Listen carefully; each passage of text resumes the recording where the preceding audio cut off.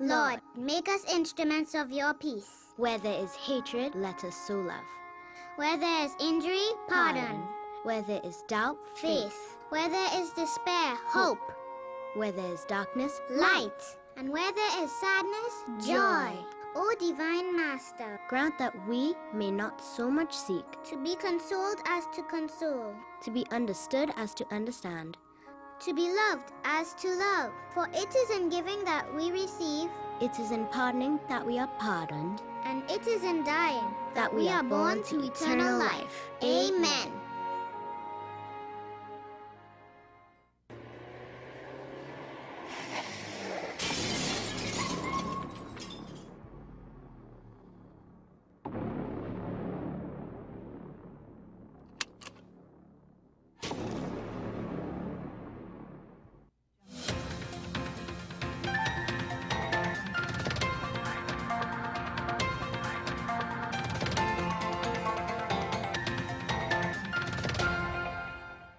Here is your WESN News on the Hour. I'm Naomi McNish. Thanks for joining us. Here are the headlines. Elderly woman from Couva reported missing. Oil deposits still found in Tobago waters. Robbery suspect captured by bystanders. And police officer convicted of human trafficking. Now for the details. Police are searching for 74-year-old Adela Morgan, who was reported missing over the weekend in Couva. She was last seen around 1 p.m. on February 1st at her home on Heron Avenue. A relative discovered her missing hours later and reported it to police. Morgan, known to walk around the area frequently, has no serious medical conditions. She was last seen wearing a cream and white skirt, a black and white sleeveless jersey, and slippers. Anyone with information can contact Couva Police or Crime Stoppers. Nearly a year after the devastating oil spill off the Cove, Tobago authorities are still detecting oil deposits along the island's coast. The Tobago Emergency Management Agency says recent findings at Petitru Bay may be due to natural factors. Emergency teams have deployed absorbent booms, and residents are advised to avoid the affected areas. Chief Secretary Fali Augustine met with stakeholders to review mitigation efforts. A 21-year-old man was arrested after allegedly robbing a La Brea laborer of a $4,500 gold chain in Point Fortin. The victim was accosted by two men, one armed, on February 2nd. Later, he spotted one of the suspects near Clifton Hill Beach Resort and alerted bystanders, who chased and caught him. Police recovered two chains, including the stolen item, from a nearby car. Investigations are ongoing. A San Fernando jury has found former police officer Valentine Eastman guilty of human trafficking. Eastman, 63, was convicted of harboring Colombian women for prostitution in 2013, but acquitted of rape. His co-accused, Macasey Hinkson, was freed after the prosecution dropped charges. Eastman remains in custody and will be sentenced on March 28th. Well, that's news to the hour on WESN. I'm Naomi McNish. Thanks for watching.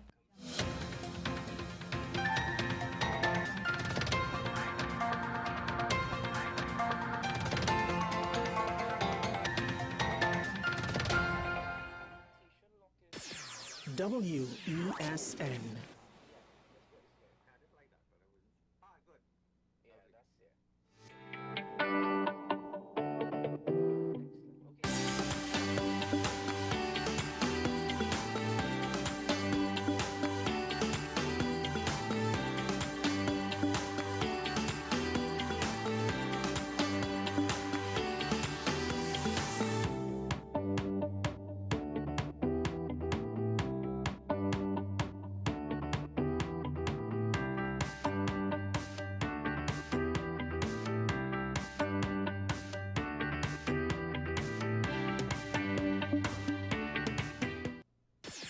WESN.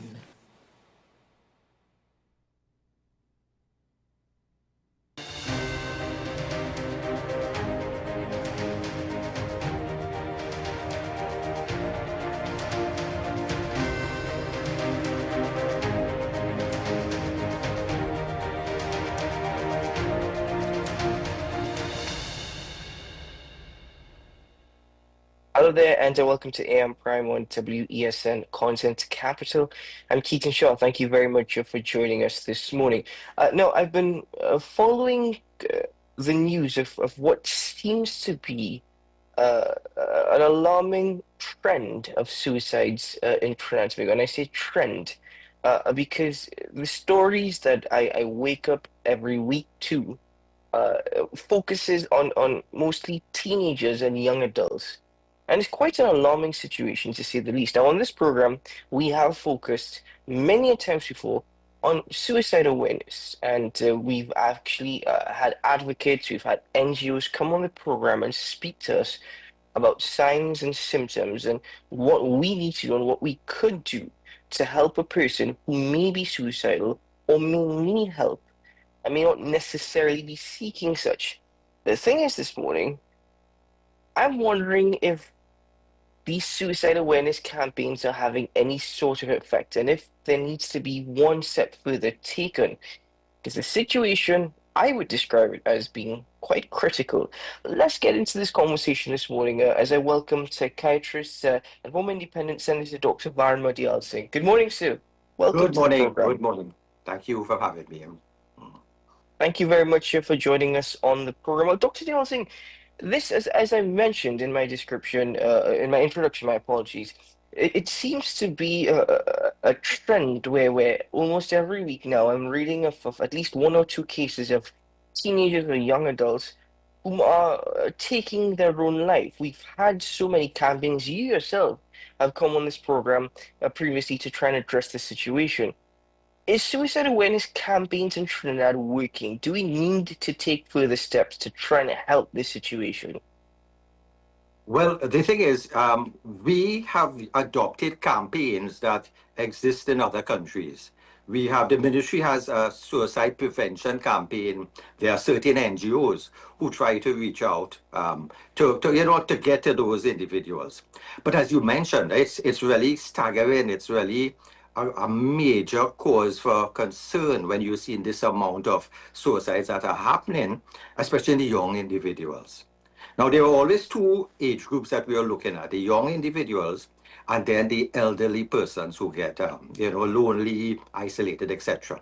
What is frightening, and this is where we have to ring the alarm bells, there's something called the suicide contagion, where it's a copycat behavior that once you may have, life challenges or thoughts swirling around your head, sometimes it's better die, I'm bored. Some young persons may think, life is not, worth living. So the thoughts could be there. You may have a breakup with a boyfriend. You may have a conflict with your parents. You may have bullying in school. And these things are there. And you may say, look, let me just end it. So the thoughts are there. But if you're seeing this now on the news and you're seeing this weekly, and that effect, we have seen it and we have known it's what you call a suicide contagion. So this is where now your program this morning serves as an alarm bell for any parent. Once you have a child within, well, we look at 15 to 29 as a sort of problematic age group where you have the suicide is the fourth highest cause of death. So we have to be looking out now, especially with this happening now for that suicide contagion, which could trigger other suicides. Can you please expand a bit more on what you would have mentioned in respect to sort of a copycat syndrome? If young adults, if teenagers and young adults find themselves in a situation in which they have had suicidal thoughts or are having suicidal thoughts, does it become easier for them to probably accept these thoughts and even process even further suicide if they see others their age or read on the news of others their age who have committed suicide? Does it become easier in their minds? Yes, definitely so. You see, what happens, it now crystallizes the depression more and say, hey, this is the way out. I can't take this pain again. Others are doing it. So it makes it come like a sort of group thing then. They can do it. It's a way out. I can do it too. So they get a sort of courage really where they now could do it. So now we know about this effect. And this is why now it's more important to do what you are doing, to reach out to parents, the schools. We now have to come on board to say this is a little dangerous period in our time now. Let's get a little more active. So it actually makes you think that it's okay to do it. Other persons doing it's okay to do it. And sometimes you may have thought, you may be existing and you may have an impulsive sort of behavior too. And the impulse could come sometimes where, you're angry, you get impulsive and you just read something, you heard something, you heard other persons doing it, and you decide to act out. So it's dangerous times now, especially with the recent ones, we could now see a sort of tsunami effect in suicide ideation and suicide in persons in Trinidad. Dr. Dion, is suicide a medical syndrome? Is it something that is diagnosed medically? No. What happens? Suicide is like the way out. It's like it's really a therapist's nightmare. That's the worst thing that happened to one of our patients. This is how we lose our patients. But the thing is, it's really caused and triggered mainly by, you have once you have some sort of mental illness. So a child has been diagnosed with depression, with bipolar disorder, even OCD, sometimes it's so difficult to manage your thoughts, manage to fit in. And sometimes you find someone with a history of mental illness more prone. So even though you have depression, not all depressed persons will reach to that end result of it. But so definitely we look at children with sort of mental issues more closely. But you also have to look at facts that other factors that could come in. For instance, if I in my home was I'm traumatized, be it verbally by poor parenting technique, be it sexually molested, things like that. Psychological trauma now could also trigger that, and you may have also any sort of problems in terms of if you for instance have changes, you can't cope with changes. Like you may have changes and loss. You lost a parent, you lost a boyfriend, you failed your exams. Any sort of changes like that, you have to look now. Will that now start to trigger that idea in this person's mind? Life is not worth living. So you have to look also at family history. There's a genetic link.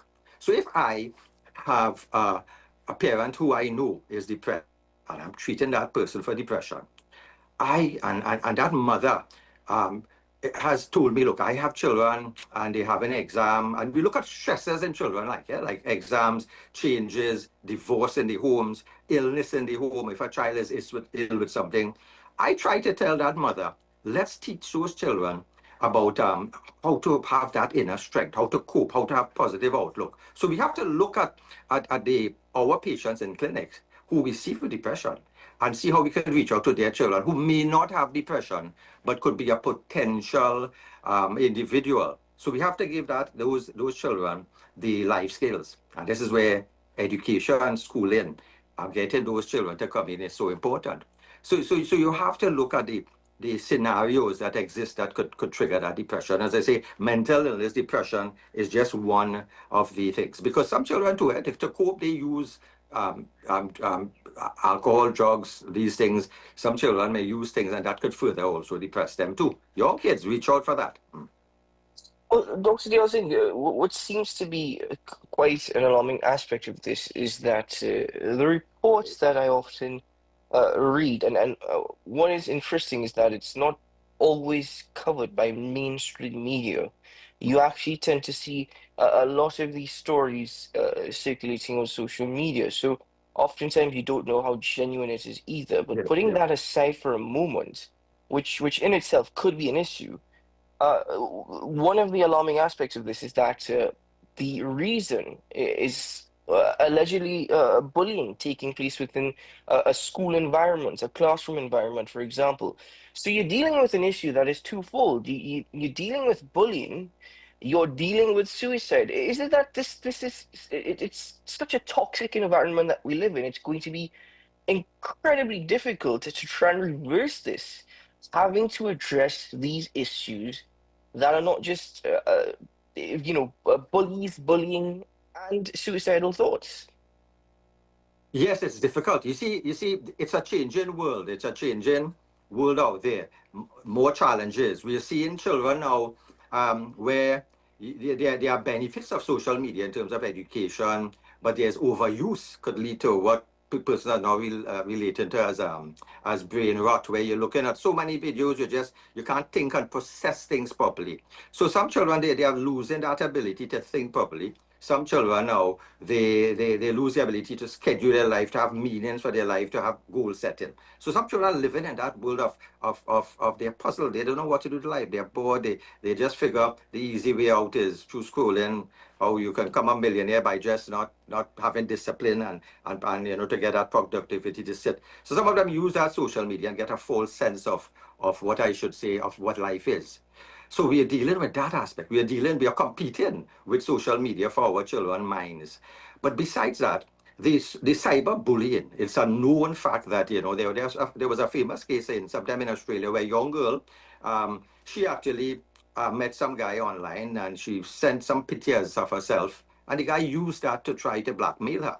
So we know social media has that ill. Now, long ago, you have a daughter, she may go down by the store, she meets somebody in the village, people could talk. Now we have no way of knowing what our children are doing in their phones, in their living rooms. You know, you sometimes they cyberbully now.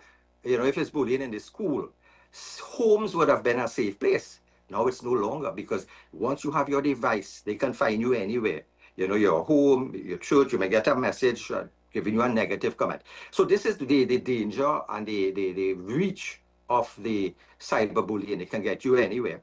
And also the reach of relationship, the need for love. Young persons looking for love go to the wrong persons on social media, hide from parents, as usually you may hide from boyfriend and girlfriend, but now it reaches that level where if you're not educated how to have that etiquette in social media, not to share pictures of yourself, etc.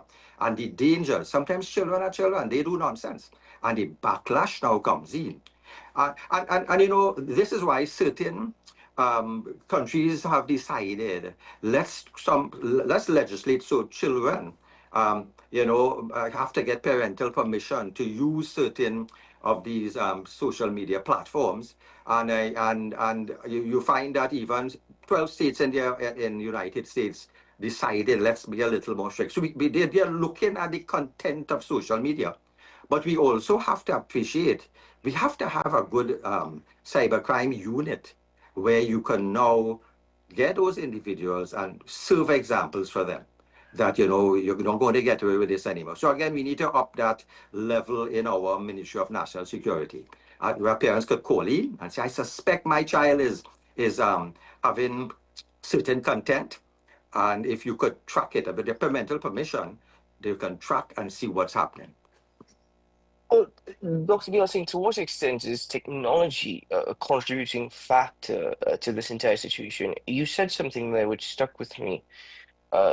We used to speak to each other. We used to talk to each other. It seems as though now that human relationship, or relationship with parents, relationship with elder siblings, relationships with those you trust, is something that is becoming quite rare. It is now that people, not just teenagers and young adults, but with a number of people, have relationships with their devices. So is that loss of human connection and communication also a critical factor in this entire conversation? Yes, definitely it is. So besides getting being lured into some sort of situation where you can expose yourself to this sort of sextortion, besides you now you know you are now looking at certain platforms which are so negative. You have the issue where children now, the minute they get up in the morning, the phone is in their hand. They follow them all over. So they walk with that phone continuously in the day. They're not getting time to think. So if you're now getting bombarded with this, you know, whatever information, our brain cannot, you know, handle this overload. And this overload that you're going to get in your brain doesn't give you time to decipher and think. So you find there's a generation now we are looking at that they actually have been losing their capacity to sit down and comprehend, to think properly, to think things out. And this is where overuse of social media. And I say overuse, because social media, you can have social media where you can go to certain platforms which is going to give you that positive affirmation. You have group therapy. So you have the benefits. But you have to have a time in where you would tell the young person it's only a particular time. And it has to be like in the living room where you could see the contents. And this is where we have to look at that, because it is difficult for a parent to know what's going on in their child's social media platform. Dr. Dialsing, to be quite, blunt about it, we live in times which, to say the very least, are extremely difficult. I mean, we can speak about crime, which is a huge factor, but even when it comes to the economic aspects of Transvaal, it's difficult to give any sort of reassurances. It's difficult, as you mentioned, children going to school, attending university, not entirely sure where their future lies, not entirely sure what is the next step. If I get my education, am I going to get a job? What Yeah. life do I have ahead of me? What can I expect? These are questions which are very, very new. Even for an individual like me, Yeah. who's been in this position doing these programs for the last 5 years, at times sitting down wondering about the future, it is very scary. And I'm not saying it's something that is only happening in Transvaal, it's something that's happening globally. How do you give reassurances to young people when you yourself aren't sure what's going to happen tomorrow? How are you going to give some sort of reassurances that keep on this path? It is going to get better. Things are going to be good, even when you yourself aren't entirely sure and you yourself have those questions in your mind. Well, the difficulty is you have so many problems globally, and it's like the youth, and would look and see where. I'd like to give people a goal set of 5 years. So next 5 years, where would you be? And long ago, I may tell somebody who's been bullied in school, next 5 years, you're out of that environment. You'd be on your way to, a job, goal setting, doing something for your life. And sometimes the youth will say, Doc, whatever, I go, a lot of persons out there struggling to get jobs. So unemployment, the uncertainty, the idea is, why should I work towards a degree and so many other persons who have a degree sitting idle without a job? So definitely we are dealing in challenging times where the youth is now losing that dream of an education is the way out. Of getting an education, I'll get a job, I'll have that plan, I'll meet somebody nice, I'll get married, I'll have children. Children now, young people now say, look, I don't care to get married, because they look at what's happening around, and most marriages now lasting 4 years. So even having meeting somebody you love and saying, I'm going to spend forever with that time, go old with that time, explore places with that time, that is that they're losing that social connectivity, one. Two, in terms of giving them, you see, we have to give people a dream. Your dream should really be, I can now get out of my poverty. And so somebody in that situation, we need the Ministry of Social and Family and Social to kind of buffer that family. OGT, remember we have OGT job training? Excellent ideas. I like to take persons from a house, and I have always make recommendation that if you have a home, at least ensure one person is at home is working. So let's say the father retire, you get a young person to get a job. So I feel now as a child, I have an OGT job and I am now contributing to my home. I have a use, I have a purpose to help my family. So if you don't have that sense of purpose or that sense of hope, there's where we run into difficulties. So job-wise, it may not be there. So what do we do? I am thinking in the future, we have to get some sort of community involvement. But look what's happening, community involvement. Long ago, persons would say, I could send my child to a youth camp or to a church camp or to whatever. But when you look at the news and see people are getting abused, sexually abused in these things, what are you to do with your parent? You just want to keep your child home. So the institutions that had the trust, the institutions you could have depended on to take that child and say, okay, for holidays, you go in that camp. As a parent, now you're more worried now if you're sending your child into some danger. So we have to get places of safety. But how do we, judge what's safe? You always have to have places where you could put children to interact, to go in a camp, to involve yourself in certain activities. But all institutions have been failing. Look, recently there was something in the news about Boy Scouts. Yeah, it was a major issue. Then, certain in America now, the situations where you had camps, church camps. So, so a child now doesn't know who to trust. If I can't trust a priest, if I can't trust a doctor, if I can't trust a coach, where do you put that child in that safe place? So it's a dangerous world. So we have to educate children about even a good touch, bad touch. So when you're out there, just as how you're in a jungle, you'll have a lion or a tiger and you look dangerous. You educate children about dangers out there. Not everybody is perfect, not but anybody with a color and would be or a stethoscope could be an ideal person. As an individual to strengthen. So you're strengthening that individual to look out at dangers. You also know how do we give hope? Because the whole economic climate of the world is changing. You go in the United States, people there are also complaining. What do the children do? What do they do? They'll just be idle. They'll just be home. And this is why social media is a form of escapism. They go to social media to escape the real world. So sometimes they just spend their scrolling doing this, but that gets them more sick because then they're seeing some persons portray themselves as individuals, affluent, homes, perfect individuals. So when they now not getting that, they're going to get more depressed. So the challenge is, what do we do? Now, if you notice, recently they had that pan competition for schools. I saw the energy there of those kids. And I was good. I was happy because those children are now involved. They are playing, they are competing, and competing in anything, be it sports, be it pan competition. But what I'm saying, we have to get. Remember, we're in a ethnically diverse society. So we have to get what appeal to different individuals too. That you could have a TASA competition, you can have extra. So you look at our youths, get them involved in certain competition, get them involved in youth, get them involved in competition. So it means why I love sports is if I lose, I get that group support, everybody come together and say, boy, we'll try next time. So you learn to lose. And then also, if you win, you have that jubilant sort of nature with it. So sports is, to me, a vital part in helping our youths. And what we have, though, we have some children who refuse to get out of the house. Some children, the parent will try hella hard. Come, let's go to this place. Let's get involved in swimming. Let's go. And the child would not come out. And this is a parent's nightmare. And parents reach out to me. How can you, doctor, help motivate the children? But some children are not motivated. They're just willing to stay in this virtual world, to stay home, not wanting to go out. So this is a challenge we have. How to get a person who you see, a young person you see, could go into depression, to put on that phone, to get involved in certain things in society. Because there are things, there are hiking groups, there are certain cleanup programs. And at one stage, the youths were involved in saving the planet. So I look globally, and a lot of persons get involved. We have to save the planet. We have to ensure, the carbon, the carbon numbers are down, etc. So the youth had a purpose. They were getting together.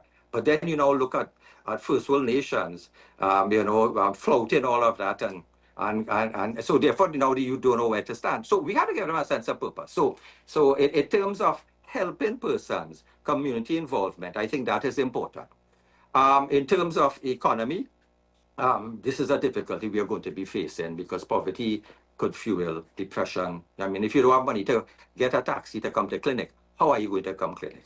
And this is the problem we have. Yeah. Well, Dr. Dialsing, it's many a problems that is contributing to many more problems. But of course, teen and young adults suicides, very, very alarming. The stories or reports that I read, and that in itself is just quite scary. But Dr. Dialsing, thank you for your time this morning. Thank you for joining us on the program, as always, to have these conversations. Very difficult conversations, and people might not want to talk about it. Especially so early on in the morning, but needs to have these conversations. Yeah, let them reach out. 1-800-COOP. This is something you could call and they can guide you. So that's what I leave as a closing message. So thank you for having me. 1-800-COOP. Thank you very much, Dr. Dialsing. Yeah. Okay. Thank you. Bye-bye. Ladies and gentlemen, let's take a break on the program. We will return shortly to continue this particular conversation as we delve a bit deeper. Stay with us.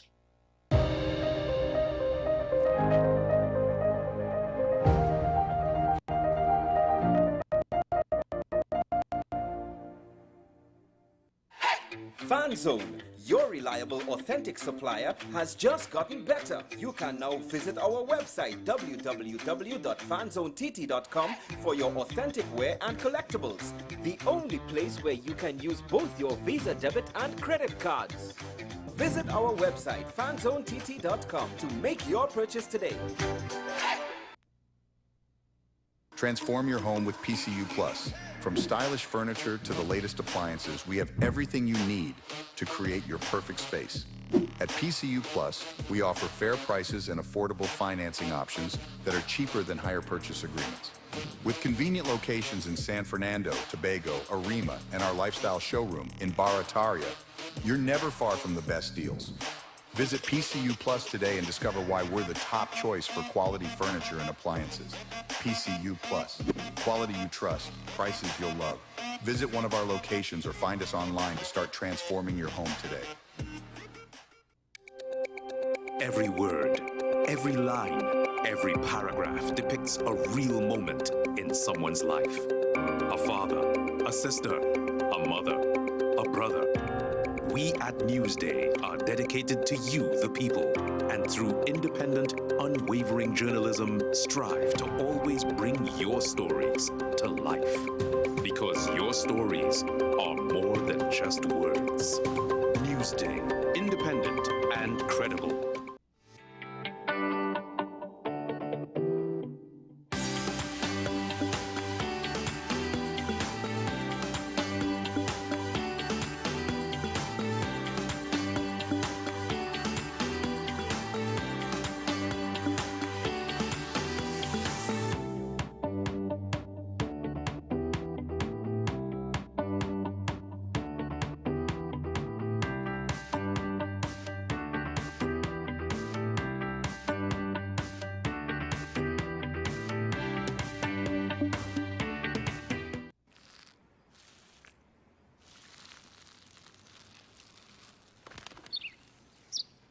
Maybe he landed here totally by coincidence.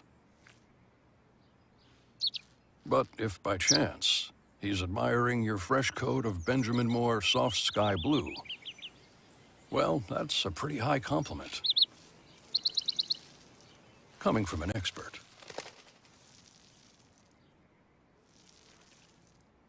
The best birthday gifts are at dbesttoys.com. Shop for the best brands you love at the best prices. Like VTech, Leapfrog, Fisher-Price, Play-Doh, Hot Wheels, Barbie, Cocomelon, LOL, Baby Alive, Crayola. Visit us in-store at Forces Flagship MacBean. Shop online now at dbesttoys.com. Order via call or WhatsApp at 32DBEST to order. And remember, we have the best toys at the best prices. Simon's Musical Supplies Limited. We are the specialist in new and used musical instruments, carrying top brands like Yamaha, Pearl River pianos, vinyl and Sabian cymbals, Remo and Evans drumheads and Fender guitars, just to name a few. Also a wide assortment of music books, pan and accessories. At Simon's, we service what we sell. Trust the leader. Call us now at 625-6412 or visit us at 20 Board Street, Port of Spain. SM Group International Limited, your solutions partner for the latest innovations, brands and competent staff to meet your needs. We provide products and services in the following divisions: executive services, event rental and services, power and heavy equipment, construction and property management, food and beverage, aggregate and sales and distribution. Check out more on our products and services at www.smgrouptt.com. Contact us at 221-7445 or email at info@smgrouptt.com. We are SM Group International, your solutions partner. Do you need treatment for obesity or any related abdominal procedures? The community hospital now offers minimally invasive laparoscopic surgery done by an American-trained, board-certified surgeon with over 20 years' experience. Give us a call at 235-5479 for more information. The Community Hospital of Seventh-day Adventist, where good private health care is affordable.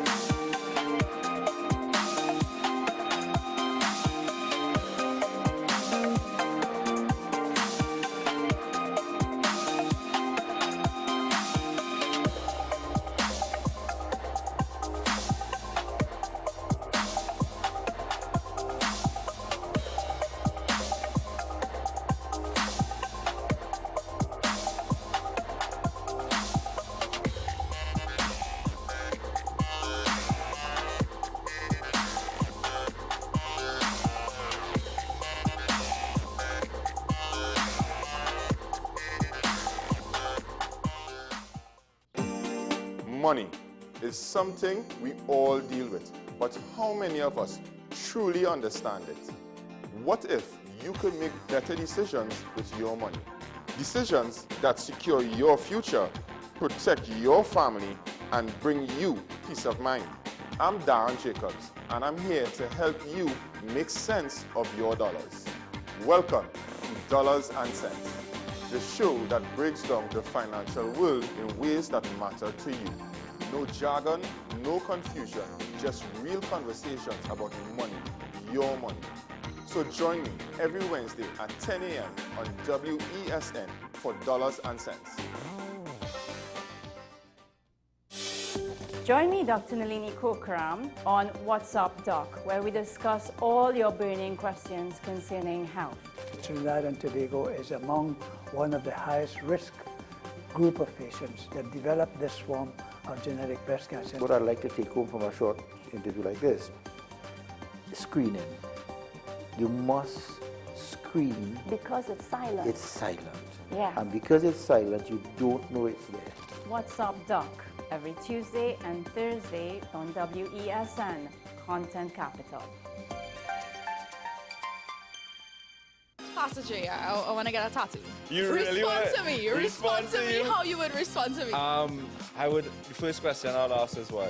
Controversial taboo topics. We get so consumed by church, we forget that we have to live the life of being a Christian outside of the Sunday. Like you say, services, yeah. we think going to a service makes us a Christian. Exactly. Yeah. Right. So we are about to hear the second time Pastor J wanted to take a tattoo.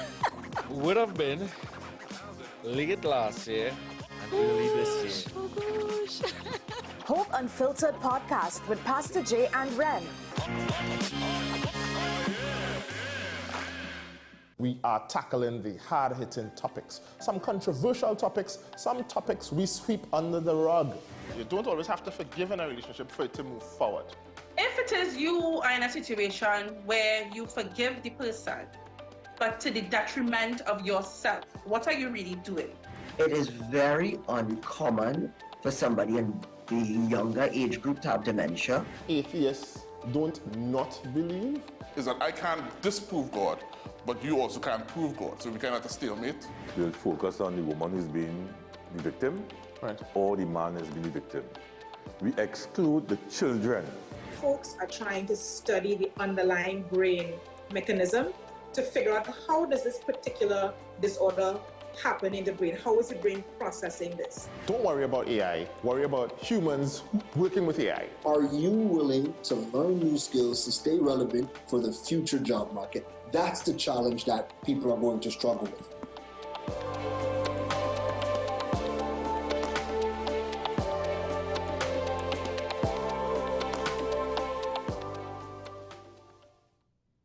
Folks, we're back and better than ever. Your show have always appeared to be a show that is focused on going to the cause or looking to the cause. We hardly ever talk about the white-collar crime, though. We always talk about the ones that involve more as physical violence against individuals. The citizens will only measure transmission when water starts to flow through their taps. The Constitution doesn't talk about local election. Contract mafia is responsible for looting the country and they own and operate these politicians. So if you are running a country and you can't say nothing as a prime minister, please take up your bag and go. It is not comparative to the murder figures, but it is in fact very high. I believe he's protecting certain individuals.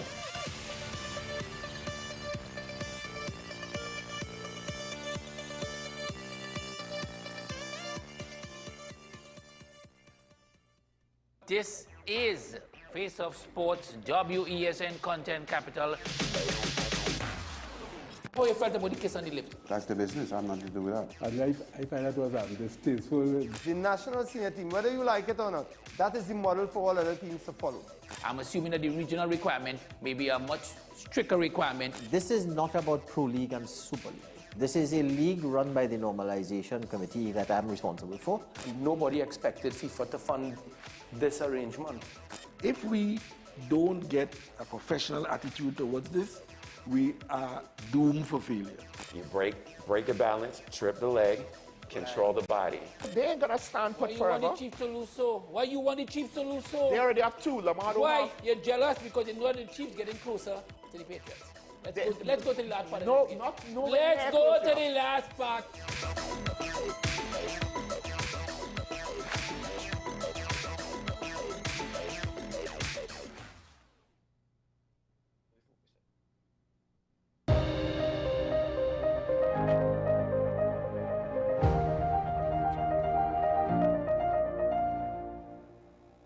Welcome back to the program, ladies and gentlemen. So focusing on one of the aspects of the conversation that started AMPREM this morning in relation to suicide and suicide deaths amongst teenagers and young adults. Recently, globally, there's been a trend of financial sextortion. Now, you've probably heard of extortion before, but sextortion, according to the FBI, is defined as threatening to expose sexual images of someone if they don't yield to demands. Now, this is something that is not necessarily new, but as I mentioned, increasing prevalence, and it is impacting some in TNT. According to one report I read, there's been at least one case of teen suicide recently that was linked to financial sextortion. Now, joining me to expand a bit more on this morning and to share their thoughts and quite possibly some advice on how to try and help the situation is Sule Joseph. He's a psychologist and host of WESN's site. Good morning, Sule. Good to see you. Good morning, Mr. Shah. Good to have you. Thanks for having me here this morning.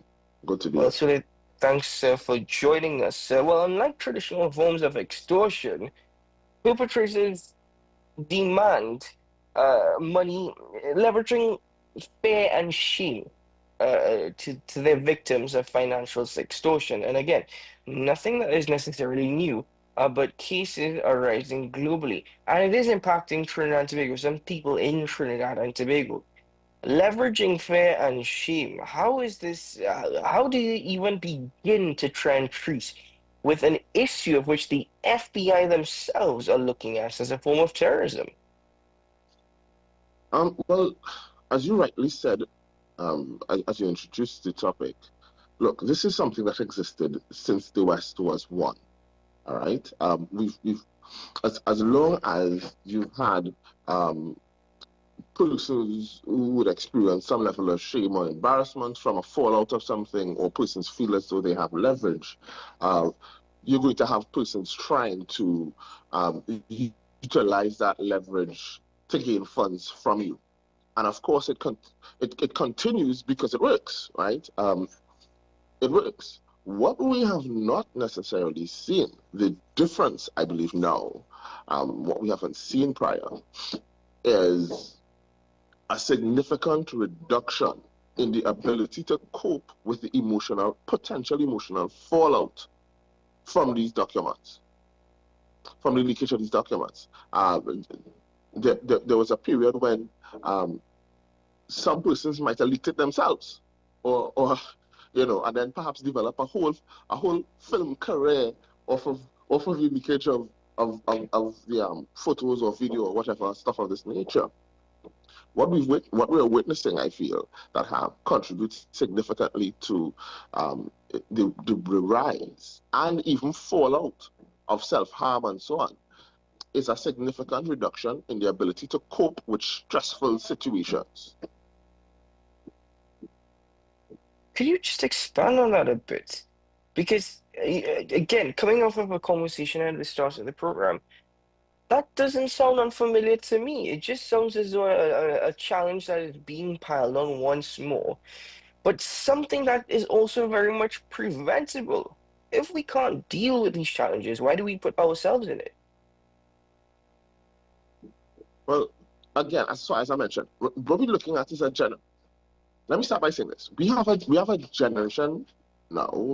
One call it Generation Alpha or Generation Z, but what I call the TikTok generation. We have a generation now who are very articulate on their emotional space, how they feel about things. They are very open about sharing it. They are very comfortable calling it out when their emotions are tread upon or when they feel it. You have a very emotionally aware population of youth. right? And they are very comfortable calling out when they feel as though somebody has crossed the line emotionally for them. But at the inverse, the issue we also have is that we have a very touchy and emotionally delicate population. Whereas, and I'm not saying that it's necessarily a good thing, there was a period when colloquially we'd say, you know, people could give you a talk and you could take talk and so on, and you'd find a way to cope with that. We've moved far away from that, and so the persons now have not been able to develop resilience to treat with things like that. You'd hear persons talking about getting bullied in school because somebody is not physically attacking you, somebody is verbally telling you something, and because you haven't built the requisite resilience or the coping mechanisms, what happens instead is that you take your own life, you self-harm, right? You self-delete. Even words like that, we have softened due to the delicate nature of this generation. And when I say it does come with some definite benefits, there are some significant drawbacks. So the generation, it's very difficult for them to handle fallout, embarrassment, emotional negatives. Sule, I'd like to interject you there. From the point that, is it wrong for me to say, or in any way, am I victim blaming by saying that this is something which we are contributing to our own demise? I mean, I get the impression that we are not smart or intelligent when it comes to social media or behaviors on social media, because why would I put myself in a situation by sending certain information, whether it be photos, videos, etc., to an individual I've never met before, to a profile of which I've somewhat become infatuated with or some sort of connection with? That's a level of trust that I'm building with something which is not necessarily physical. Would I be blaming victims if I do that to say that they can help themselves? That's a thin and delicate line. I don't know if I qualify to identify who is standing on it, who is standing over it or not.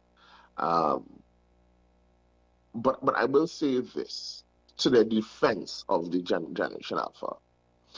This is not on them. This has been occurring for as long as there was internet, there were persons being blackmailed. I remember there was a local politician who, before I think they even, no, I think they were representing. I think they were in representative politics.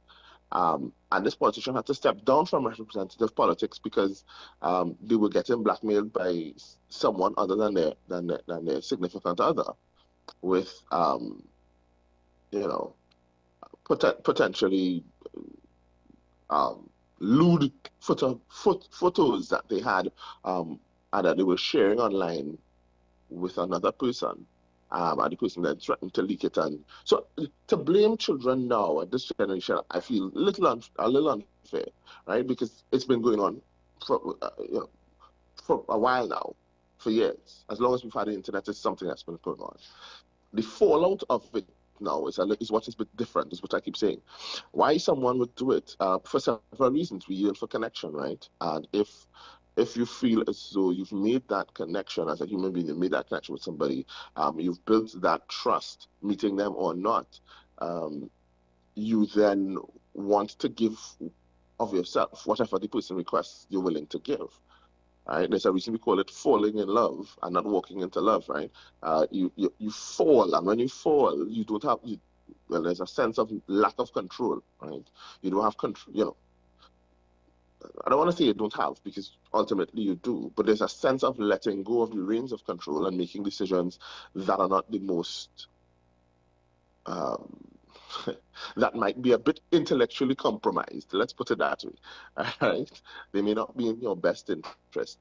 When you feel so compelled, and for children, it's a lot easier to be able to manipulate them into feeling loved or cared about and so on, because they don't know what to look for specifically. It's just the feeling, and once you feel like somebody's interested, you feel good and you want to give them the moon and the stars. So I won't necessarily throw everything on them. Part of this definitely I would have to speak to parents about, because parents then have to be the ones responsible to ensure that your children are prepared for these types of circumstances, these situations. You have to have conversations with them about the people that exist out there. And then the children themselves, when they make this error or when something like this happens, they need to have enough resiliency and coping skills to be able to treat with whatever the potential fallout is. It's going to be embarrassing, yes. There was a young lady who went up for Miss Trinidad, for Miss Universe, and she had a lot of her personal pictures and videos and stuff shared. She didn't self-delete. She didn't self-harm, as far as we know. He disappeared for a bit, came back stronger and better. It's not the end of the world. And so youth need to understand that. And if they had stronger resiliency, they would see that this too will pass. Even if it's, it was leaked, then it might it might be stressful for a bit, and then it will pass. So, Sule, how do you build emotional intelligence or even coping mechanisms? Well, yeah, I'm not going to say less emotional intelligence, more coping and resilience. It's different for each person. One of the things I would definitely recommend is to see some kind of professional, mental health professional, to help you identify what are your areas of weakness and where you need strength. Perhaps in some instances, in some cases, it's something like setting boundaries might make a huge difference. How far you allow strangers to get into your personal space and head, right? That's boundary setting. On meeting and speaking with people online. If you set specific boundaries for that too, that should assist. Parents, I bring parents into this because we also have a generation where everybody are winners. You have a lot of participation trophies, and I'm not a big fan of that. Children need to learn how to lose. And the earlier you learn how to do that, it's the better you will be later in life. Losing is not good. It's not fun. People don't enjoy doing it. And so you determine over the course what kind of person you want to be. If you don't like to lose and you really hate it and you have tantrums when you lose, then you have to ensure that you win.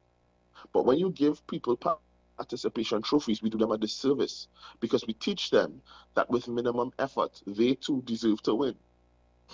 And so you're not developing resiliency. What you're developing is this dependence on everybody to be nice to you all the time, which life does not happen that way. All right, so parents should be allowing children, at least on some level, to at least feel some of the pains that life has and be there to help support them. All right, so when this happens and you feel this way, we can do this to feel better. Maybe go to the beach, take a run, get some ice cream, but we only can discover what will help and work with you to help you feel better and build resilience when you go through that hardship. When you go through that first heartache, the breakup, or the guy wasn't nice to you, or the girl wasn't nice to you, or whatever, that first time you don't get the grade that you think you worked very hard for, the techniques you develop out of that to feel better are critical.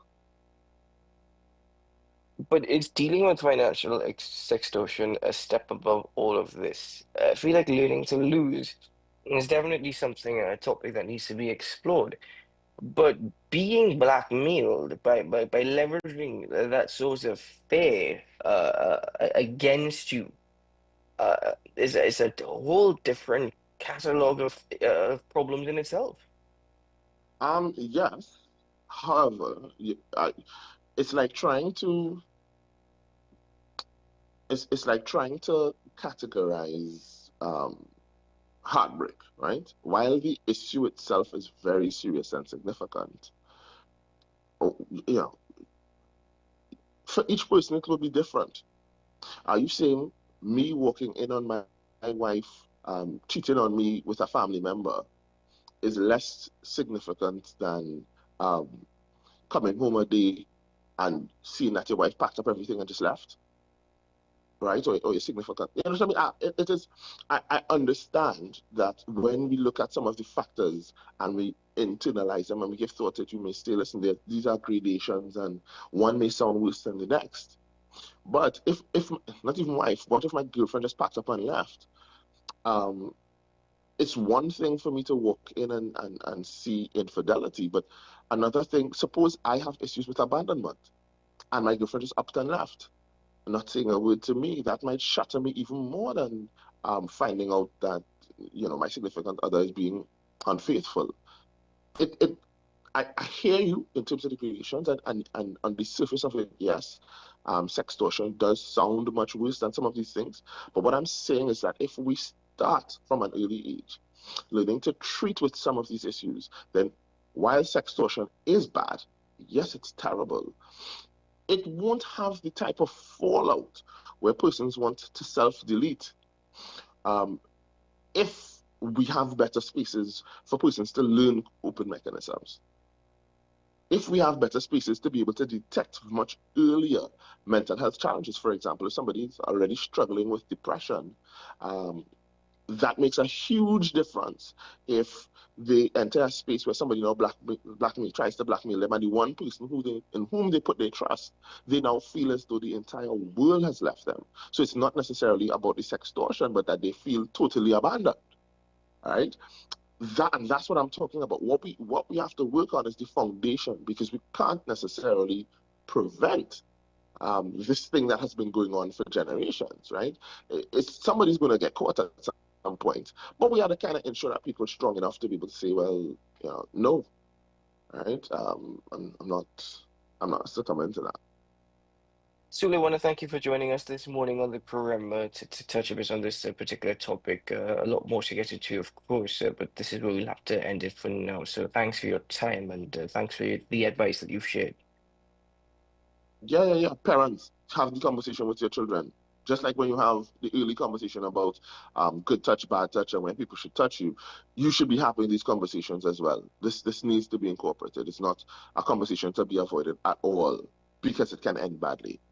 And that's all I'll leave everyone. Indeed. Thank you very much, Sule. Thank you very much for your time. Ladies and gentlemen, we take a break here on AM Prime. We just got some news for you, and then we'll get into conversation, get into some politics this morning. Stay with us.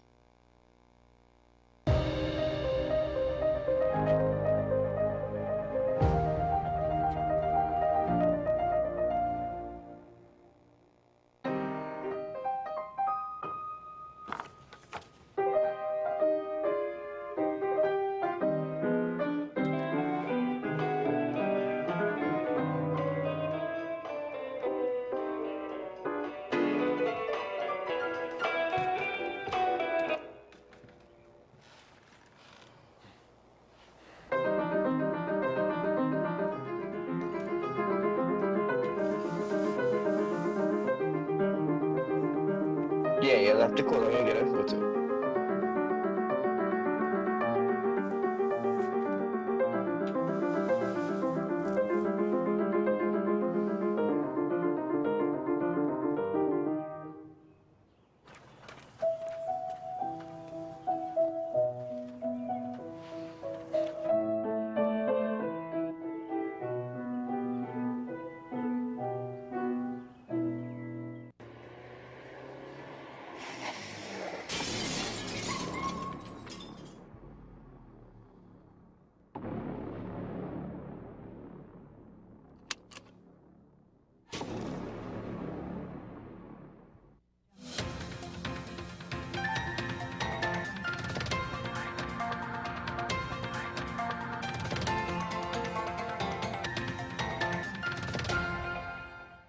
Here is your WESN News on the Hour. I'm Naomi McNish. Thanks for joining us.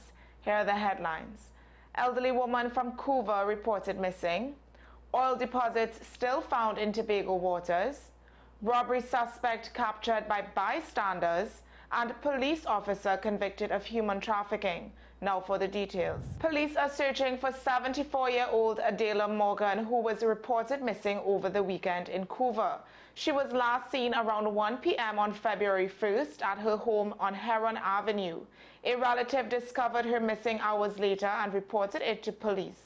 Morgan, known to walk around the area frequently, has no serious medical conditions. She was last seen wearing a cream and white skirt, a black and white sleeveless jersey, and slippers.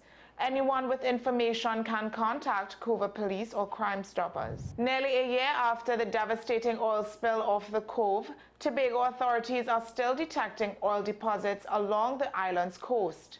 The Tobago Emergency Management Agency says recent findings at Petittrou Bay may be due to natural factors. Emergency teams have deployed absorbent booms, and residents are advised to avoid the affected areas. Chief Secretary Fali Augustine met with stakeholders to review mitigation efforts. A 21-year-old man was arrested after allegedly robbing a La Brea laborer of a $4,500 gold chain in Point Fortin. The victim was accosted by two men, one armed, on February 2nd. Later, he spotted one of the suspects near Clifton Hill Beach Resort and alerted bystanders, who chased and caught him. Police recovered two chains, including the stolen item from a nearby car. Investigations are ongoing. A San Fernando jury has found former police officer Valentine Eastman guilty of human trafficking. Eastman, 63, was convicted of harboring Colombian women for prostitution in 2013, but acquitted of rape. His co-accused, Macasey Hinkson, was freed after the prosecution dropped charges. Eastman remains in custody and will be sentenced on March 28th. Well, that's news to the hour on WESN. I'm Naomi McNish. Thanks for watching.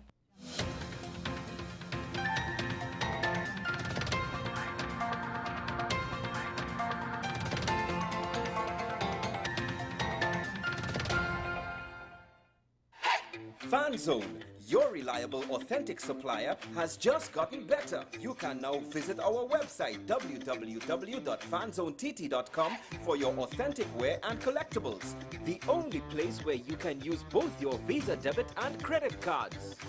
Visit our website fanzonett.com to make your purchase today. Transform your home with PCU Plus. From stylish furniture to the latest appliances, we have everything you need to create your perfect space. At PCU Plus, we offer fair prices and affordable financing options that are cheaper than hire purchase agreements. With convenient locations in San Fernando, Tobago, Arima, and our lifestyle showroom in Barataria, you're never far from the best deals. Visit PCU Plus today and discover why we're the top choice for quality furniture and appliances. PCU Plus. Quality you trust, prices you'll love. Visit one of our locations or find us online to start transforming your home today. Bill and Ruth fell in love with the Benjamin Moore color Dry Sage, but they tried to match it using another brand's paint. I mean, it's close enough. Almost identical, really.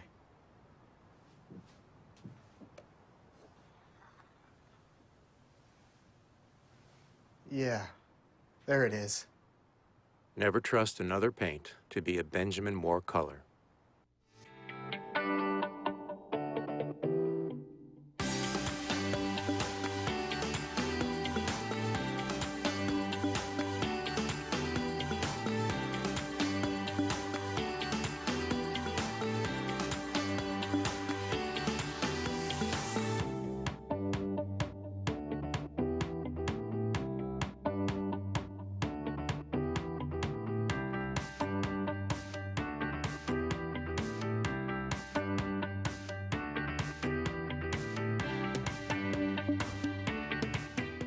Simon's Musical Supplies Limited. We are the specialist in new and used musical instruments, carrying top brands like Yamaha, Pearl River pianos, vinyl and Sabian cymbals, Remo and Evans drumheads and Fender guitars, just to name a few. Also a wide assortment of music books, pan and accessories. At Simon's, we service what we sell. Trust the leader. Call us now at 625-6412 or visit us at 20 Board Street, Port of Spain. Between the Bank and the Gutter, a novel about street dwellers in Port of Spain. This is a book to make you both laugh and cry. Above all, it takes you to that special space that only street dwellers know. In this moving and riveting human interest story, Harry journeys from insanity to sanity while living on the streets of Port of Spain. Now available at Metropolitan Books, 12 Aripita Avenue, Woodbrook. Paper-based bookshop, 14 Alcazar Street, Woodbrook. WESN, 30A Gattaca Street, Woodbrook. And the home store branches located at Barataria, Shogunas, and East Gates Mall. Autographed copies now available on request. Also available from author Louis Lee Singh. I Used to Live in Heaven, Letters to My Granddaughters, Local Government in Trinidad, Conspiracy Against the People, and Closer to the Church.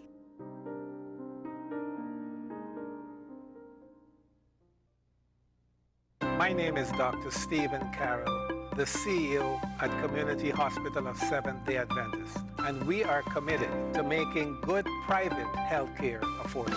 For all your medical needs, including dental, radiology, laparoscopy, behavioral and mental health, along with many other services, contact us for more information at 235-5479. Community Hospital of Seventh-day Adventist, where good private health care is affordable.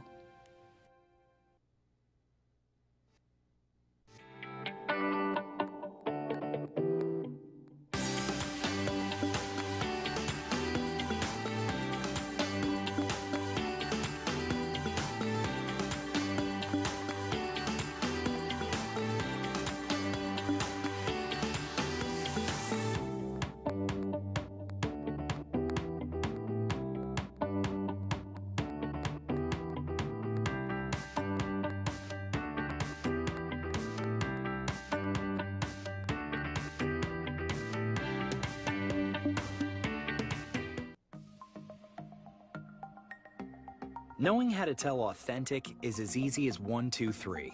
Find it, match it, search it. Step 1. Find the style number on the tag. Step 2. Match the style number inside the jersey with the number on the tag. Step 3. Search it. A quick Google search of the style number will verify the jersey is authentic when the search results match the jersey being searched. Don't be fooled by counterfeit jerseys. Before you buy, remember to find it, match it, search it. Fan Zone, 2 locations nationwide. Center City Mall, Chaguanas, and Movietown, Port of Spain. Nationwide delivery available. The best birthday tickets are at thebesttoys.com. Shop for the best brands you love at the best prices. Like VTech, Leapfrog, Fisher-Price, Play-Doh, Hot Wheels, Barbie, Cocomelon, LOL, Baby Alive, Crayola. Visit us in-store at Forces Flagship MacBean. Shop online now at thebesttoys.com. Order via call or WhatsApp at 32DBEST to order. And remember, we have the best toys at the best prices.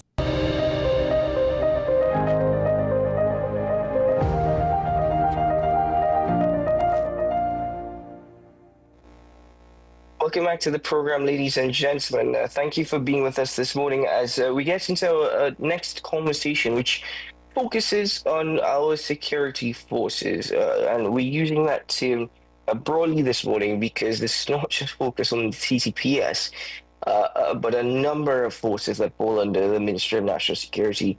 And there is a lack of trust. There is, to a certain degree, a lack of accountability. And is it because of a lack of oversight? Whilst some of these institutions should remain independent, there are question marks as to whether or not it needs to be a man with a whip behind them. You know, in local terms, that's what we see. But let me get into this conversation this morning as I welcome my next guest, Member of Parliament for Mearu, Mr. Rushton Parry. Good morning, sir. Welcome to the program. Hi, good morning. Good morning to your viewers and listeners, and thank you for having me this morning. Thank you for joining us. Well, the issue of trust and accountability has been a conversation we've been having for a number of years, but it just seems to have peaked. It seems to have climaxed following the arrest and what now seems to be the dismissal for Police Commissioner Earl Edward Christopher. But it raises a number of problems, and it just highlights the issue in respect to trust and accountability? Well, let me start by saying that over the last decade, there has been a total erosion of the trust in public institutions. And unfortunately, it has the fingerprint of the Rowley administration. And I'll give you an example.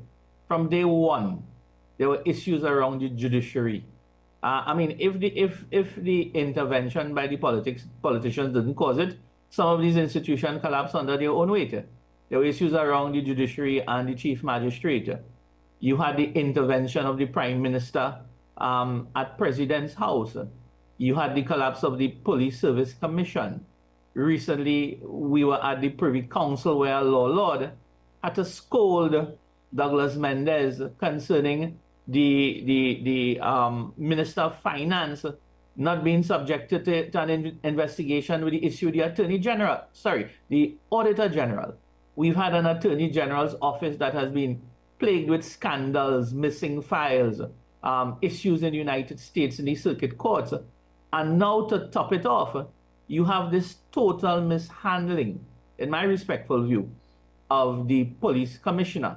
Now, you raise the matter of scrutiny and public scrutiny. And while our Constitution does provide for some constitutional scrutiny, and I'll just tell you it quickly, you have the Joint Select Committee on National Security, which they have the power to summon agencies and ask questions and so on. Then you have the National Security Council, which is led by the Prime Minister, the Minister of National Security, the Attorney General, and several other cabinet ministers. You have the Police Complaints Authority. And then internally in the TTPS, you have the Professional Standards Bureau. And I suspect in the Defense Force and Coast Guard and so on, you have their own Judge Advocate General systems where they can do their own investigations. Now the question is, have these entities, organizations, been doing what is required to maintain the trust among the general public in believing or trusting these organizations? And what you find is that in each organization, there's some inherent weaknesses. And I'll give you an example as well. So at the Joint Select for National Security, that is the parliamentary arm that scrutinizes our security forces. So they can summon any agency. They can see a newspaper headline this morning and summon those agencies tomorrow. However, these committees have no punitive power. They have no power to give direct instructions. They can investigate, they can ask for documentation, they can bring out issues in the public. Mr. Barry, I'm sorry to interject. Sure. We're just being asked to take a quick break on our end. Forgive me for having to cut you, but we'll continue this conversation shortly. Stay with us, ladies and gentlemen. No problem.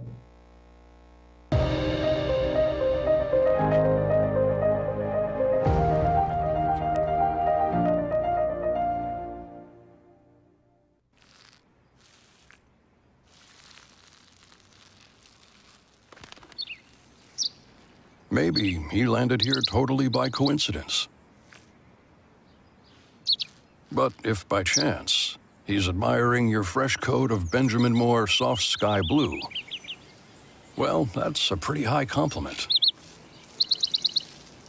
Coming from an expert. My name is Dr. Stephen Carroll, the CEO at Community Hospital of Seventh-day Adventist, and we are committed to making good private health care affordable. For all your medical needs, including dental, radiology, laparoscopy, behavioral and mental health, along with many other services, contact us for more information at 235-5479. Community Hospital of Seventh-day Adventist, where good private health care is affordable.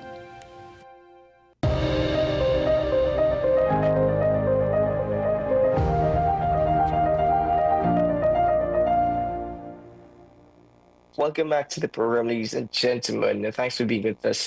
Mr. Parry, we return to your response as you were speaking about the scrutiny and whether or not the institutions that exist, that allow for such, if they are doing their duties.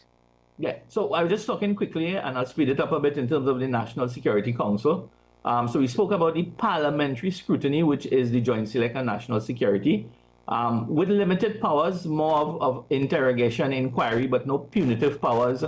They can't give instructions and so on. What they can do is write a report to the Minister of National Security to be laid in the Parliament at some point in time down the road. So then you have the National Security Council, which can summon all the heads of all the agencies and find out what's happening. They can query, they can question. They don't have, or they're not supposed to have what you call operational powers in the TTPS, Defense Force, Coast Guard. No minister or no prime minister could say, listen, I'm hearing something odd about Parry in my area and I want you to go down by his house and check him out. What the National Security Council will do is give general directions, policy that is in line with government policy. So this is where the gray areas are, because now you have an agency which is politically minded. So it's the Prime Minister, the Attorney General, cabinet ministers, and they are now boundaried by a political agenda. So that brings out a bit of mistrust at the end of the day to the man on the street. Then you have the two agencies inside of the police service. If you're looking at the police service, which is your police complaints authority, where the general public can raise matters on police behavior. And then last of all, you have the Professional Standards Bureau, which investigates police misconduct internally. So you'll ask lastly, what's the role of the Police Service Commission? The Police Service Commission has been watered down to the point where their only function is to decide who becomes commissioner and DCP. That is what the function they've left with. So if you have to ask me in terms of scrutiny, we are way behind the 8 ball, and that there is nothing that has been building confidence in the citizenry that the behavior and the actions of our security agencies is in line with what is expected. And I think that issue of mistrust keeps growing and growing and growing. Well, this, as you would have pointed out, the institutions that actually exist that should allow for scrutiny at times are also bounded by politics. And I think that in itself does not augur well with the general public. However, even when it comes to the TTPS, internally they have their Professional Standards Bureau, but that in itself is operated by police officers. So you have police officers who are actually policing their members, their other colleagues within the service. Again, it seems as though it's set up or designed in a way where trust and accountability are just words that we used. How do we now focus on creating an independent organization that will give independent reporting, even to the extent that these reports could be laid in Parliament, but they don't necessarily have to be adopted?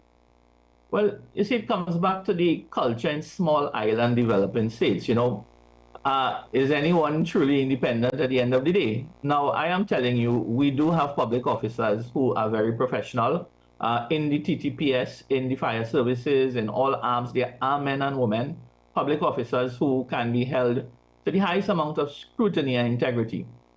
But what you find happening is that constitutionally over the years, I think we've watered down these institutions. In the United States, the New York City Police has an office of the Inspector General, which is an independent office that oversees the New York City Police. You would notice lately in the United States under the new administration, there's a big issue that a lot of these Inspector Generals, these offices, the candidates are being removed and replaced by political appointees. So it really shows that, you know, it's not unique to Trinidad, where you find the political reach is getting into independent institutions. I'll give you a very quick example. This whole issue with the Commissioner of Police is very, very troubling, because to the man on the street, you know, we were out about our business on Thursday, and on social media was alight with WhatsApp messages, hearsays that the Commissioner of Police has been detained, a lot of issues. There was no word from the Prime Minister, there was no word from the Attorney General, no word from the National Security Minister. A lot of hearsay, only to be told sometime in the evening via some media reports that yes, the police commissioner has been detained for questioning. Now, what is funny to me is that on Friday morning, you had this press conference where, DCP Martin came out and said, yes, the commissioner was arrested and being held for question. Now, being arrested and detained for question, that's a serious thing. It means that somebody has advised you to go arrest the highest office holder in the TTPS, and one would have to be very, very careful to say, well, look, I'm going to arrest this person. I can't shoot from by my hip. I must have all the relevant evidence to continue crossing the T's, dotting the I's, to lay a formal charge. Only to be told on Saturday morning, the Honorable Commissioner of Police has been released with no charge. And if we were to take what Senior Counsel Pamela Elder said, one, there was no evidence against her. Two, a junior officer couldn't be the complainant. None of her subordinates, DCPs, ACPs, were willing to lay the charge. And then my question is, I understand the DPP chased them out of the office. What foolishness you brought here for me? So today there's a letter to the editor in one of the newspaper asking the question, if there was not an attempted coup in the TTPS to remove the Commissioner of Police. So all of this in the public domain is just adding to the mistrust. And democracies are strengthened by strong independent institutions. What we have is a weakening of every institution over the last decade, and that mistrust is not helping the country move forward in any way. If I was the chairman of the Joint Select Committee on National Security, I would this morning summon the heads of the TTPS to ask them exactly why this matter was handled in this way. I mean, one would believe that the Commissioner of Police is the way it was handled, a crime kingpin. And to the man on the street, to me, listening and reading what was happening with regards to the connection with the SSA and the license for the sniper rifles, to me, that's an administrative error, administrative blunder. Whether the commissioner had oversight or not on it, we don't know. But the way how the matter was handled, you swear to God that the police commissioner is the head of some crime ring in this country and the kind of furor that came out in the media. So this morning, the country is weaker. We are an embarrassment in the Caribbean. CARICOM is looking at us and laughing. And then to just icing the cake, which I will segue for 10 seconds, Jamaica going on supply us a million barrels of crude oil. You understand the nonsense that's going on in this country, and we are being embarrassed all over the place. That's where we are this morning. Mr. Parry, you said we are weaker this morning. I follow up by asking, how weaker can Trinidad and Tobago become at this point, prior to the police commissioner being arrested, and then what now seems to be her removal from office? Public trust and confidence in the TTPS at its last examination was about 8%. 8%. That's an incredible figure. 8%. Now we don't know exactly the demographics and the exact nature of the study in respect to who participated, etc., etc. But 8% is still an incredible figure as it relates to trust and confidence. Would you say that this morning that all that has been diminished? I think we may be down to 1% this morning. There's a saying that when you hit rock bottom, well, I think we're on granite this morning. The good thing about hitting rock bottom is that you can only go up. So what is curious, my curiosity lies, while the police commissioner was being detained and questioned, the police service commissioner write a letter to the president saying, change the lady. So they saw guilt. They found the police commissioner guilty at that point in time on Friday, that it was sufficient to tell the president, look, we had two persons to bring as acting commissioner and acting DCP on Friday evening or Friday night. They have to be the most efficient public service organization in Trinidad and Tobago. And these are the questions that fueling the mistrust. They are already a mistrusted organization with a lot of the politics as the Police Service Commission. Where do we go from here this morning? I think that the Joint Select on National Security ought to bring all of them inside the parliament this week and get to the bottom of this nonsense and try and rebuild back some trust and confidence, because we're in a state of emergency. The murders are still happening, one a day. I think we're up to about 25 or 26 today. You know, in a state of emergency, where is the visibility?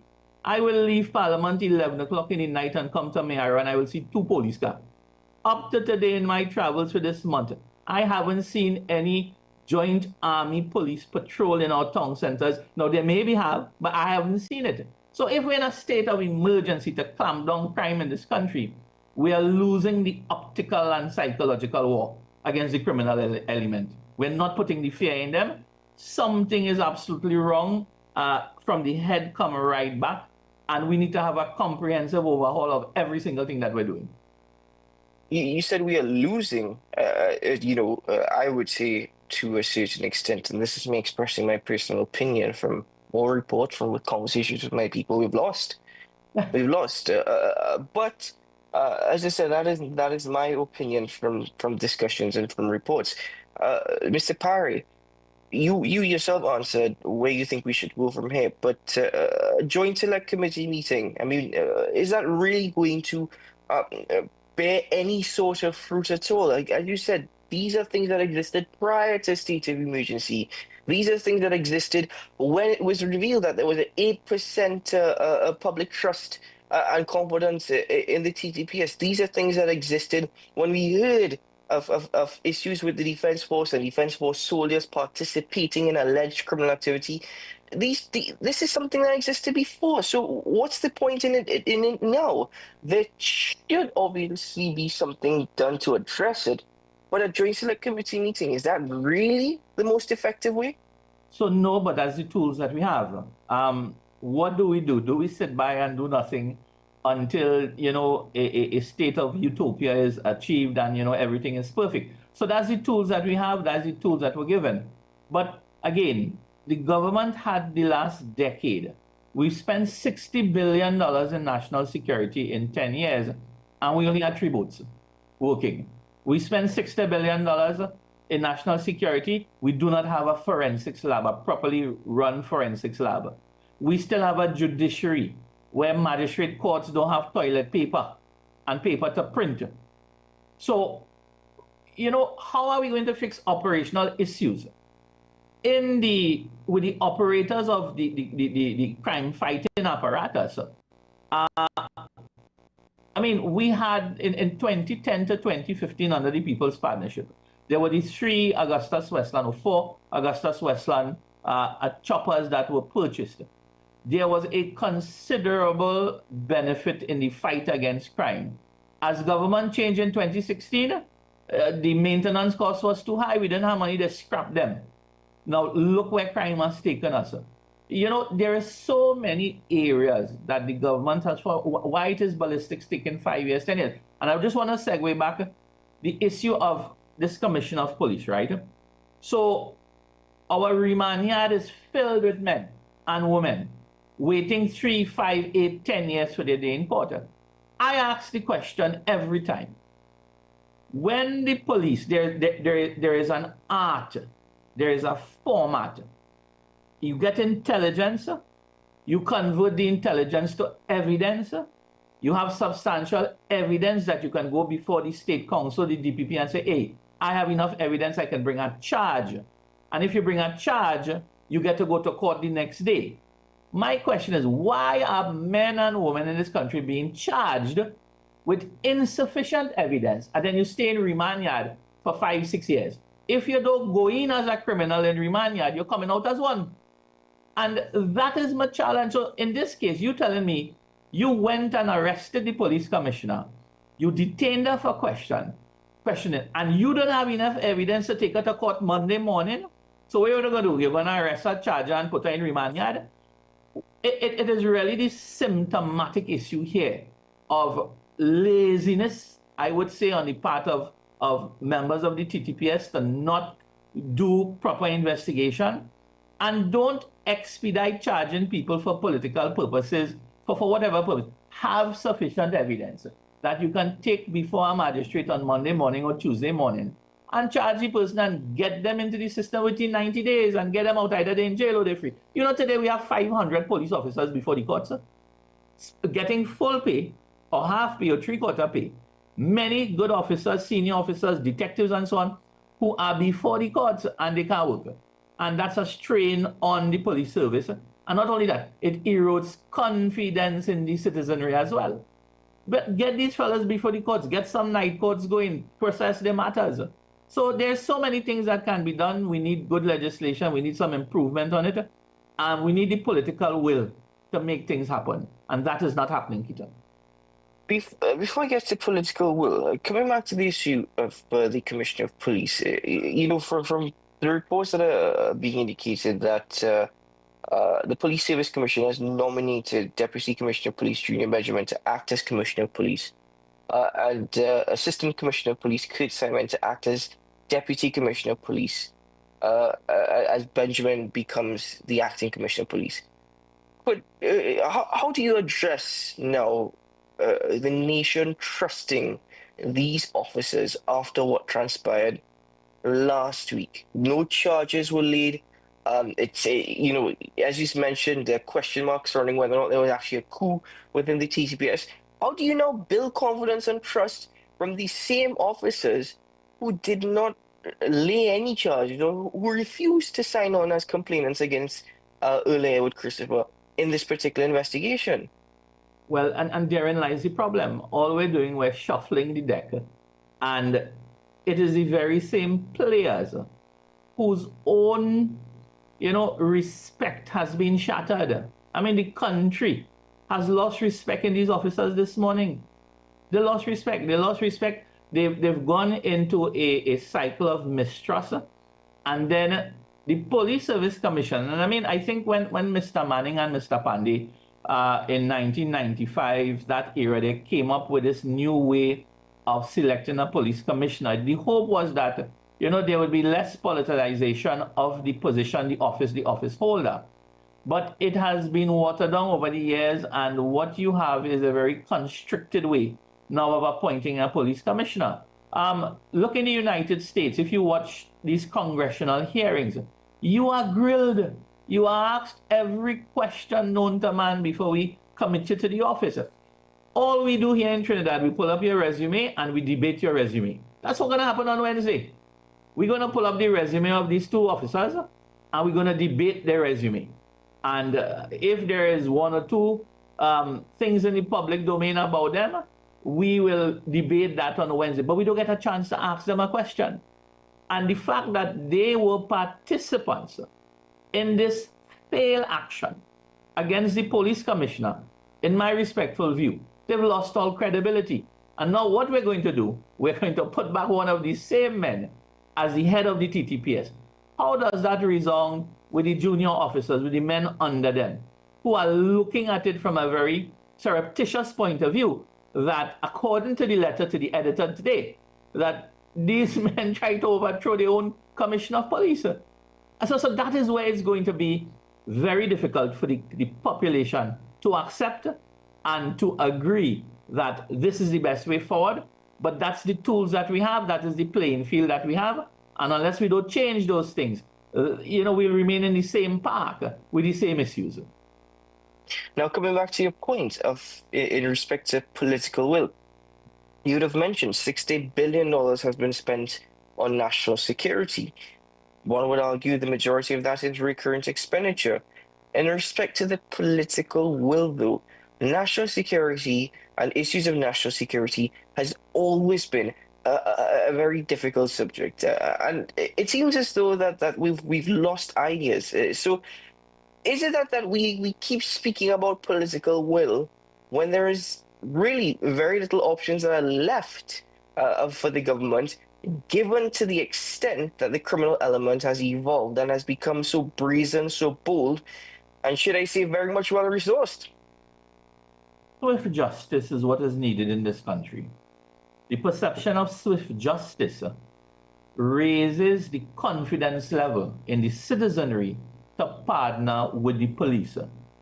Now, there is no swift justice. There is an immense sense of inequality before the law. Those things combined with the fact that the operators are having issues. Police need resources, the judiciary needs resources, the prison system needs resources. You know, so it's like a whirlwind of issues. And the best intention of the government is being compressed and weakened because I think the focus on some of these issues that I have raised, either it is not being addressed properly. One, the political will is one, but a heavy political will interferes with votes. So that is something that, you know, you have a serious issue with when you have the political ideology interfering with what you need to do and what is right. Because if I interfere with certain things, I'm going to lose my vote. And I mean, when you listen to the general public, you talk about the influence of big business. I don't like to use the word 1%, but the influence of big business, the influence of those who have political connections. So to the man on the street, he sees an inequality before the law. How do we address that? Those are philosophical views, and my take is swift justice. If I know a police officer breaks the law, he should be in and out in 90 days, either in jail or he back at work. If somebody goes before the courts on a petty issue, it goes in, gets out quickly. But when you put a man, his child, in remand yard for 8 years, 5 years, 6 years, and the police are ready, the man gone on vacation, we can't get a ballistic, we can't get a fingerprint. And every time you go to court, every week, mother going, father going, sister and brother going, you have to pay a taxi, reach to wherever the court is. That is not how you build trust and confidence in your judiciary and your judicial system. And those things, I don't think it's high-hanging fruits. I think those things are low-hanging fruits that can be addressed, but you need the political will. You need people who has a worldview, not a constrained, constricted view on what is in it for me or what is right for me and my political organization, but what is right for the country and how do we take Trinidad and Tobago forward, especially in the kind of mess we find ourselves in today. Mr. Parra, my final question to you is, do you think that Tobago has the capability at this point that in time that we find ourselves in and where we are as a nation, do you think that we are able to acquire the resources that are necessary to address the plethoric issues of which you raised this morning? Because it's not just with the protective services, as you would have mentioned, issues with the DPP, issues as it relates to forensics and ballistics, issues as it relates to the court system. These are issues which currently are very much understaffed and under-resourced, whatever the case may be. It's going to take quite a lot of investment to even bring it back up, and you're saying to expand it even further. So could we do that? Is that something that is realistically achievable? Yes, it is. I do believe we have the capacity, we have the resources to fix our problems in this country. I do not believe for 1 minute that we need to import help. We understand our culture better than anybody else. So bringing a consultant from the United States or the United Kingdom, they can solve our problems. What do we need? We have very good, well-trained people in this country. We have good public officers. You ask about money, right? You ask about money, where we're going to find money to find these things. We had to find money to live for the next 10, 15, 20 years in this country, right? It requires discipline. You know, there's a conversation I always have in you know, when we talk economics. Can you borrow your way out of debt? Yes, you can. But you have to have discipline when you borrow money to fix the problems. We do have a considerable amount of money in our HSF. We have about $6 billion. Our foreign reserve are about 5.5 billion US dollars. We do have a healthy cash system in the commercial banks. We have between 8 and 10 billion dollars at the commercial banks. So financially, we're in a good, strong place to take immediate action to resolve our problems. But my question is that we have Minister Imbert, who really has mismanaged and mishandled so many issues over the last 10 years. Sing and dance every year for the budget, but you can see clearly now a new vision, and nothing has changed because the money keeps spending in the wrong places, right? So I know why we ordered the 1 million barrel of special marine fuel from Jamaica, because the fleet of Coast Guard vessels that are being repaired, and some in Suriname, and the one or two that has to go, they need low sulfur diesel to operate. So I understand why we need it. But we closed down Petrotrin under dubious circumstances when we could have been making the low sulfur diesel to put these vessels back out on the world. So it's really, it's like, you're chasing your tail in this country, and we keep chasing our tails, and nobody is sitting down with a holistic plan. One feeds into the other, into the other, into the other.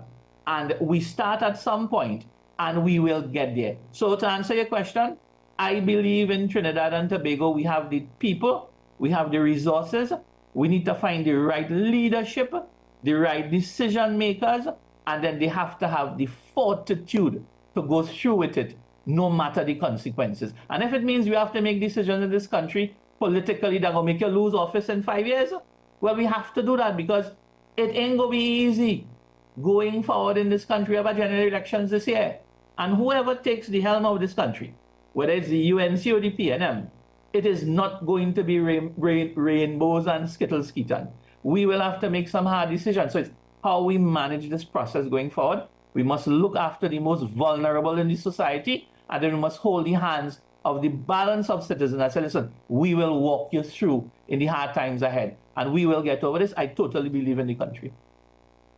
Mr. Parry, I want to thank you for your time this morning. Thank you for the extended conversation, of course. And at this time, we pause on this particular conversation, and we return to where you left off in respect to the difficult decisions ahead from whoever the next government of the Republic of Trinidad and Tobago is. But at this time, sir, we end it here. And thank you very much, of course. All the very best to you. My pleasure. Thank you for having me. Take care. Bye-bye. Ladies and gentlemen, let's take a break here on AM Prime. Stay with us. We've got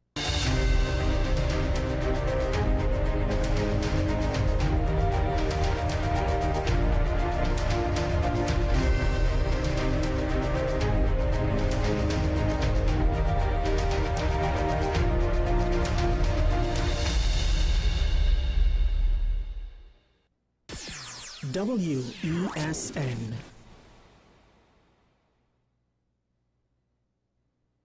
Transform your home with PCU Plus. From stylish furniture to the latest appliances, we have everything you need to create your perfect space. At PCU Plus, we offer fair prices and affordable financing options that are cheaper than hire purchase agreements. With convenient locations in San Fernando, Tobago, Arima, and our lifestyle showroom in